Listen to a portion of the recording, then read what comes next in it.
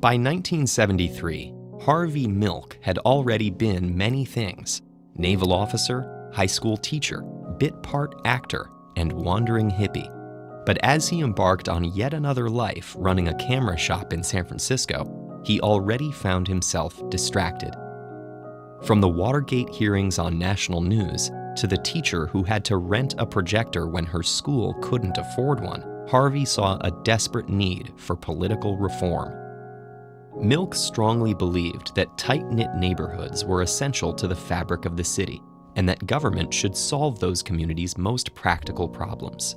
From fixing potholes and putting up stop signs to promoting a friendly culture of cooperation, Milk envisioned a more personal approach to local government.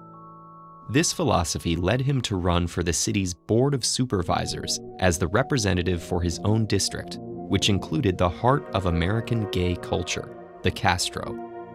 At this time, police brutality, discrimination, and media stereotyping plagued the LGBT community, labeling Harvey and his supporters as political outsiders.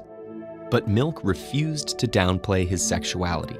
He was sure that gay rights could never be won from the closet, and he saw the Castro as one of many minorities without representation in city politics. Milk was determined to bring these basic government services to all of San Francisco's disenfranchised groups, regardless of race, age, or sexuality. But despite his flair for public speaking and open-hearted approach, voters couldn't see Milk's radical vision. In 1973, he lost his first bid for the Board of Supervisors. In 1975, he lost again. A year later, he ran for the California Assembly and lost. Yet he tirelessly continued to support his district, befriending bartenders, construction unions, and local Chinese grocers. This earned him the affectionate title, the Mayor of Castro Street.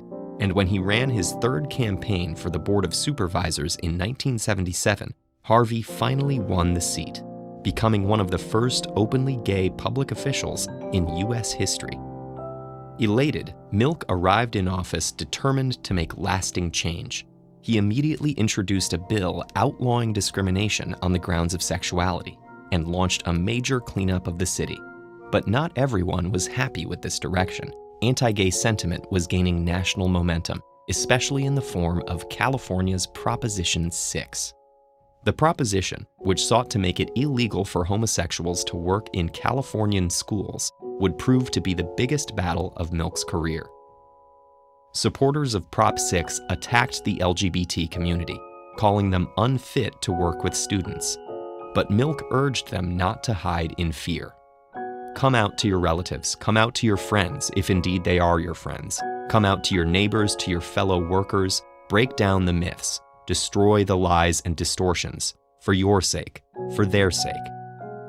Alongside other activists, he ran an incandescent campaign against hate.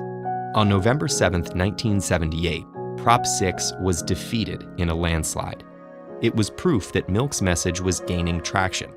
But just 20 days after this inspiring victory, he was assassinated at City Hall, killed alongside San Francisco Mayor George Moscone.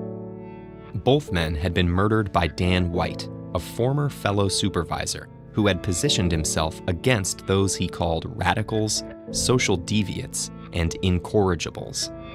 He had frequently clashed with Harvey at board meetings and resented the spirit of change which Milk personified for many. The night of Milk's murder, thousands marched by candlelight through the city. In the wake of this tragedy, yet another injustice arose.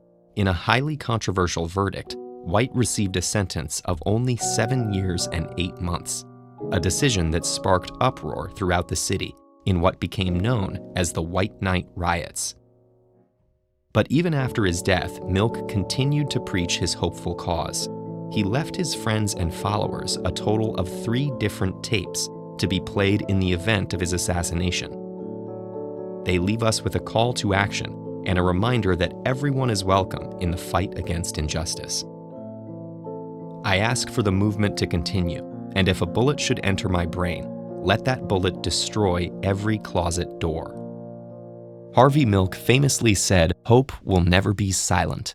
But for some of us, expressing ourselves in front of others can feel hopeless. That's where TED-Ed comes in. Our free Student Talks program is helping students around the world learn how to put thoughts and ideas into TED-style talks. Learn how to get involved at ed.ted.com/studenttalks.